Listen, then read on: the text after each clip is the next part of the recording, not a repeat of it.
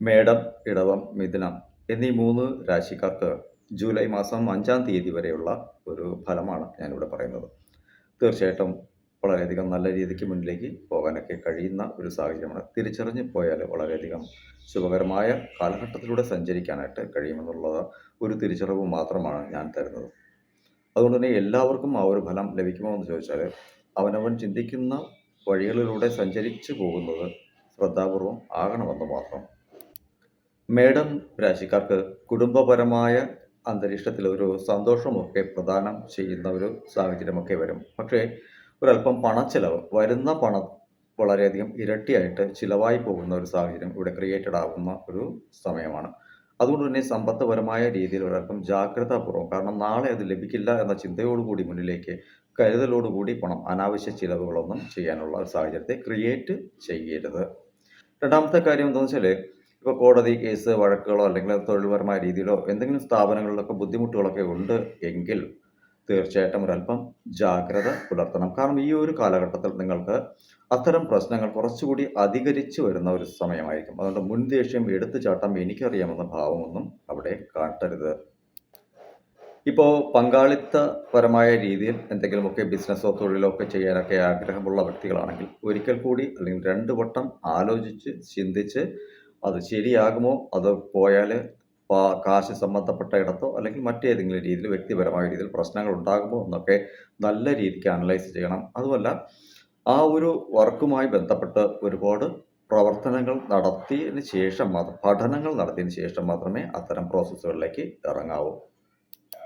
വ്യാഴത്തിൻ്റെതായ സ്ഥിതി 4-ാം ഭാവത്തിലായതുകൊണ്ടാണ് നിങ്ങൾക്കൊരല്പം പണച്ചിലവ് അധികമായിട്ട് വരുന്ന ഒരു സാഹചര്യം ക്രിയേറ്റ് ചെയ്യുന്നത്. അപ്പോൾ വ്യാഴത്തിൻ്റെ ഭാവം 4-ാം ഭാവത്തിലാകുന്നതുകൊണ്ട് തന്നെ പണം അധിക ചിലവുകൾ വന്നാലും ശുഭകരമായ ചിലവുകളാക്കി മാറ്റാനായിട്ട് അത് ശ്രമിക്കണം.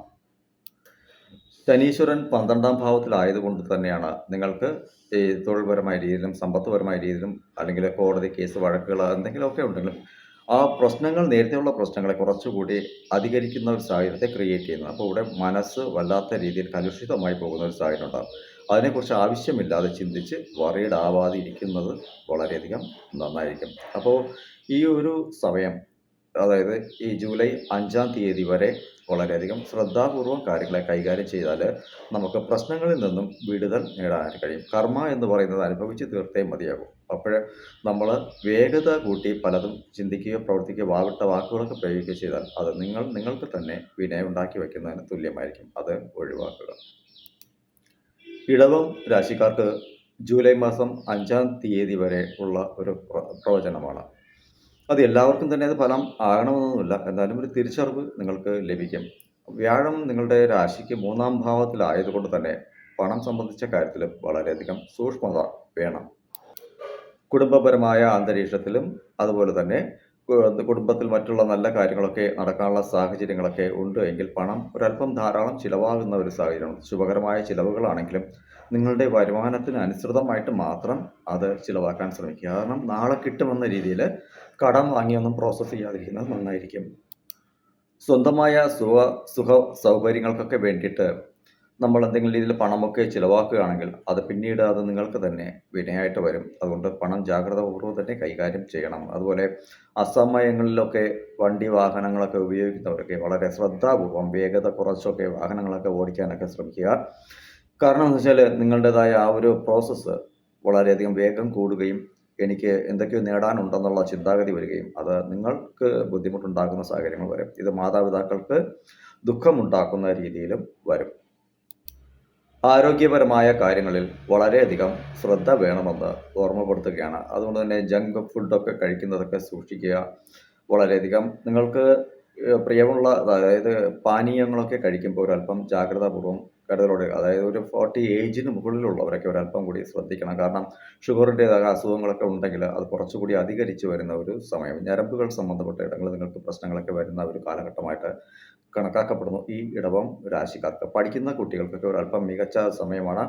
പഠനത്തിൽ ഒരല്പം കൂടി മുന്നോട്ട് വന്ന് പഠിക്കാനുള്ള ഒരു സാഹചര്യങ്ങളൊക്കെ അവർക്ക് ക്രിയേറ്റ് ആവുന്നുണ്ട്. മനസ്സ് വച്ചാൽ അതൊക്കെ നല്ല രീതിക്ക് തന്നെ നടത്തിക്കൊണ്ട് പോകാനായിട്ട് കഴിയും. പൊതുവായിട്ട് ശുഭ അശുഭം ഇവിടെ തുല്യമായ ഒരു കണക്കാണ് പറയുന്നത്. ശ്രദ്ധാപൂർവം മുന്നിലേക്ക് പോയാൽ നല്ല കാലം നിങ്ങൾക്ക് തന്നെ ഉണ്ടാക്കിയെടുക്കാനായിട്ട് കഴിയും. കർമ്മ എന്ന് പറയുന്നത് അനുഭവിക്കേണ്ടതാണ്. അത് അനുഭവിച്ച് തന്നെ തീർക്കുകയും വേണം. നാം ചെയ്യുന്ന കർമ്മത്തിൻ്റെ ഫലം തന്നെയാണ് അനുഭവിച്ചുകൊണ്ടിരിക്കുന്നത്. അതായത് നമ്മൾ ഈ കാലഘട്ടത്തിൽ ചെയ്തു വച്ച കർമ്മത്തിൻ്റെതായ ഫലം ഈ കാലഘട്ടത്തിൽ തന്നെ അനുഭവിക്കേണ്ടതായിട്ട് വരും. വരുമാനം അറിയാതെ ചിലവാക്കിയാൽ അത് വിനയുണ്ടാകുകയും ചെയ്യും. ഇടവം രാശി ശുക്രൻ്റെ രാശിയാണെങ്കിൽ തന്നെയും അത് 2 വിധത്തിൽ ഉണ്ട് എന്നുള്ളതാണ്. വ്യാഴത്തിൻ്റെതായ രീതിക്കും നമുക്ക് ഉപദേശങ്ങൾ കേട്ടുകൊണ്ട് മുന്നിലേക്ക് പോകുന്നവർക്ക് നല്ല ഫലവും, അല്ല വേഗം കൂട്ടി പോകുന്നവർക്ക് ശുക്രാചാര്യൻ്റെതായ ഫലം വിപരീതവുമായിരിക്കും. അധ്വാനത്തിനുള്ള ഫലം നമുക്കവിടെ ലഭിക്കില്ല. വെറും പാഴ്വാക്കുകൾ മാത്രമായിരിക്കും മറ്റുള്ള ഇടങ്ങളിൽ നിന്ന് കേൾക്കുക. സ്വയം തിരിച്ചറിയുക. നിങ്ങൾ നിങ്ങളെ തന്നെ തിരിച്ചറിയുന്ന വേളയിൽ നിങ്ങൾക്ക് വിജയം പ്രാപ്തമാക്കാനായിട്ട് കഴിയും. മിഥുനം രാശിക്കാർക്ക് ഈ ഒരു കാലഘട്ടം ഒരല്പം ആരോഗ്യപരമായ രീതിയിലുള്ള ബുദ്ധിമുട്ടുകളൊക്കെ വരും. അതായത് ജൂലൈ മാസം 5-ാം തീയതികൾ ആരോഗ്യപരമായ ചില ബുദ്ധിമുട്ടുകളും തൊണ്ടവേദനയൊക്കെ ഉണ്ടാകുന്ന സാഹചര്യങ്ങളൊക്കെ ഉണ്ടാവും. കഫം നെഞ്ചത്ത് കെട്ടി നിൽക്കുന്ന സാഹചര്യങ്ങൾ, ബുദ്ധിമുട്ടുണ്ടാകുന്ന സാഹചര്യം, കാലുകൾക്ക് വേദനയൊക്കെ, ഞരമ്പുകൾ, മുട്ടുകൾക്കൊക്കെ വേദനയൊക്കെ കൂടുന്ന ഒരു സമയമാണ്. ഒരല്പം അതായത് ഈ കാലാവസ്ഥയൊക്കെ ഇങ്ങനെ നിൽക്കുന്ന ഒരു സാഹചര്യം കൂടി കണക്കിലെടുക്കണം. ആ ഒരു ഇതുകൊണ്ട് മാത്രമാണ്, അല്ലാതെ മറ്റു വലിയ രീതിയിലുള്ള ബുദ്ധിമുട്ടുകളൊന്നും നിങ്ങളെ ബാധിക്കില്ല. വലിയ രീതിയിലുള്ള അസുഖങ്ങളാണെന്ന് കരുതി അതിനെ ചിന്തിച്ച് ഭയപ്പെടേണ്ട ആവശ്യങ്ങളൊന്നും തന്നെ ഇല്ല. വ്യാഴം മിഥുനം രാശിക്ക് 2-ാം ഭാവത്തിലായതുകൊണ്ട് തന്നെ ധനം, കുടുംബം, വാക്ക് എന്നീ ഭാവത്തിലായതുകൊണ്ട് തന്നെ സാമ്പത്തികപരമായ രീതിയിൽ നിങ്ങളെടുക്കുന്ന തീരുമാനങ്ങളൊക്കെ വളരെയധികം മികച്ച രീതിയിൽ ആയിരിക്കും. അതായത് ഇതുവരെ ഉണ്ടായിരുന്ന കഷ്ടപ്പാടുകളെ മനസ്സിൽ നിർത്തിക്കൊണ്ട് തന്നെ നിങ്ങൾ മുന്നിലേക്ക് പോവുകയും സാമ്പത്തികപരമായ രീതിയിൽ ഒരു അച്ചടക്കം കൊണ്ടുവരാൻ ശ്രമിക്കുകയും ചെയ്യും. അത് നിങ്ങൾക്കുള്ളിലുള്ള കഴിവുകളെ പ്രോസസ്സ് ചെയ്യുന്നതിന് കൂടുതൽ ഒരു നല്ല മനസ്സിനെ നൽകും. ആ ഒരു പ്രോസസ്സിലൂടെ സഞ്ചരിക്കുന്ന സമയത്ത് തീർച്ചയായിട്ടും നിങ്ങൾക്ക് സാമ്പത്തികപരമായ രീതിയിലുള്ള എത്ര ഞെരുക്കം വന്നിരുന്നാൽ തന്നെയും അതിനെ മെയിൻറ്റെയിൻ ചെയ്തു പോകാനുള്ള ഒരു മനസ്സ് വ്യാഴം നൽകും. നല്ല ഉപദേശങ്ങളൊക്കെ ലഭിക്കുന്ന ഒരു കാലഘട്ടം കൂടിയാണ്. വ്യാഴം കുടുംബപരമായ ധനപരമായ രീതിയിലൊക്കെ ഇരിക്കുമ്പോൾ എന്തായാലും നിങ്ങൾക്ക് ആഗ്രഹിക്കുന്ന കാര്യങ്ങളൊക്കെ ഒരല്പം നിറവേറി തന്നെ വരും. ശനി ഭഗവാന്റേതായ ദൃഷ്ടി 7-ാം ഭാവത്തിലേക്ക് ഉള്ളതുകൊണ്ട് തന്നെ ഒരല്പം ജാഗ്രതയൊക്കെ പുലർത്തി കൊണ്ടുപോകുന്നത് നന്നായിരിക്കും. കാരണം കുടുംബപരമായ അന്തരീക്ഷത്തിൽ ഭാര്യ ഭർത്താവ് തമ്മിലൊക്കെ ഒരല്പം ഉരസലുകൾ, വഴക്കുകളൊക്കെ വരാനുള്ള സാധ്യതകളൊക്കെ ഉണ്ട്. നിസ്സാരമായ കാര്യങ്ങളൊക്കെ ആയിരിക്കും. അപ്പോൾ അത് ബോധപൂർവം നിങ്ങളായിട്ട് ക്രിയേറ്റ് ചെയ്യപ്പെടുന്നതല്ല. ആ ഒരു ദൃഷ്ടി അവിടെ ഉണ്ടെങ്കിൽ 100% തൊഴിൽപരമായ രീതിയിലുള്ള ടെൻഷനുകൾ വരുന്ന സമയത്ത് തർക്കങ്ങൾ അവിടെ ഉടലെടുക്കും. അതിനെ ബോധപൂർവം അറിഞ്ഞ് കണ്ട് മനസ്സിലാക്കി ചിന്തിക്കുക. തൊഴിൽപരമായ ഇടങ്ങളിലൊക്കെ ഇവിടെ നിങ്ങൾക്ക് വളരെയധികം ഗുണകരമായ ഒരു കാലഘട്ടം തന്നെയാണ്. അതായത് നിങ്ങളെ അനാവശ്യമായി ടോർച്ചർ ചെയ്യുന്നത് പോലെയൊക്കെ നിങ്ങൾക്ക് തോന്നും.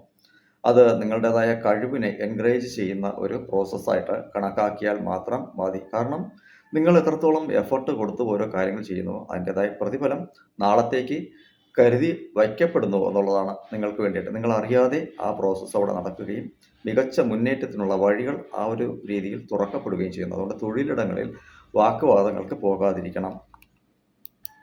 വ്യാഴം 2-ാം ഭാവത്തിലായതുകൊണ്ട് തന്നെ തീർച്ചയായിട്ടും നിങ്ങൾക്ക് നല്ല നല്ല ആൾക്കാരുടേതായ ഉപദേശങ്ങൾ കേൾക്കാനുള്ള ഒരു മനസ്സ് ക്രിയേറ്റ് ചെയ്യപ്പെടും. തീർച്ചയായിട്ടും അത് ഗുണകരമായ ജീവിതത്തിലേക്ക് വഴി തുറക്കപ്പെടുമെന്നുള്ളതും സത്യമാണ്. ഇത് മകയിരം, തിരുവാതിര, പുണർന്നം എന്നിങ്ങനെ 3 നക്ഷത്രക്കാർക്കും ബാധകമായിരിക്കും. ഇതിൽ മകയിര നക്ഷത്രക്കാർക്ക് ഒത്തിരി ആസ്ട്രോളജറുമായിട്ട് കൺസൾട്ട് ചെയ്തുകൊണ്ടിരിക്കുന്ന വ്യക്തികളായിരിക്കും. അവർക്ക് അത്തരം ആസ്ട്രോളജർമാരുടേതായ ഉപദേശങ്ങൾ പിന്നീടുള്ള ജീവിതത്തിലേക്ക് മികച്ച ഒരു വഴികാട്ടി ആയിരിക്കും. ആസ്ട്രോളജർമാർക്കൊക്കെ തന്നെ നിങ്ങളെ വഴി കാട്ടിത്തരാൻ മാത്രമേ കഴിയൂ. അവർക്ക് വന്നു നിന്ന് ഒന്ന് കാര്യം ചെയ്തുതരാം. ജാതകവശാൽ പ്രശ്നങ്ങൾ ഇങ്ങനെയൊക്കെ നിങ്ങൾ രാശിയിൽ നിൽക്കുന്ന ഗ്രഹങ്ങൾ ഇത് ചിന്തിക്കുന്നുണ്ട്.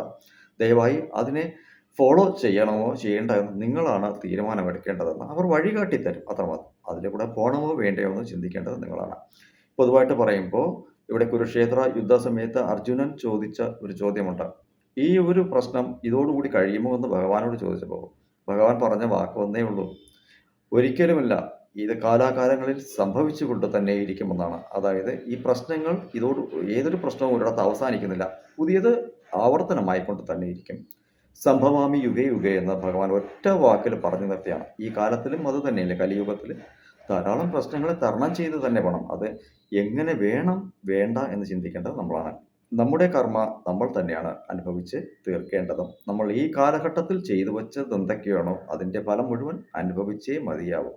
ധാരാളം നമ്മുടെ വരുമാനത്തിനേക്കാളും കൂടുതൽ കടബാധ്യതകൾ ഉണ്ടാക്കി വച്ചിട്ട് ആ കടം തീർക്കാനായിട്ട് ആസ്ട്രോളജർമാരെ പക്കൽ പോയി പൂജകളും പരിഹാരം ചെയ്യാനായിട്ട് പറഞ്ഞാൽ എന്താണ് നടക്കുക? നമ്മളുടെ വഴി ഏതാണോ ആ വഴിയിലൂടെ സഞ്ചരിക്കാൻ മാർഗം എന്തായാലും അവർ കാട്ടിത്തരും. ഈ വഴിയിൽ ഈ സമയത്ത് സഞ്ചരിക്കരുതെന്ന് പറഞ്ഞാൽ പോകരുത്. അത്ര തന്നെയാണ്. നിങ്ങൾക്ക് വഴികാട്ടുതൽ ആയിട്ട് മാത്രമാണ് ആസ്ട്രോളജി ഉള്ളത്. അല്ലാതെ അത് 100% ആയിട്ട് തന്നെ നിങ്ങൾക്കത് ഫലം വരണമെങ്കിൽ അവനവൻ തന്നെ ചിന്തിക്കണം എന്നുള്ളതാണ് സത്യം.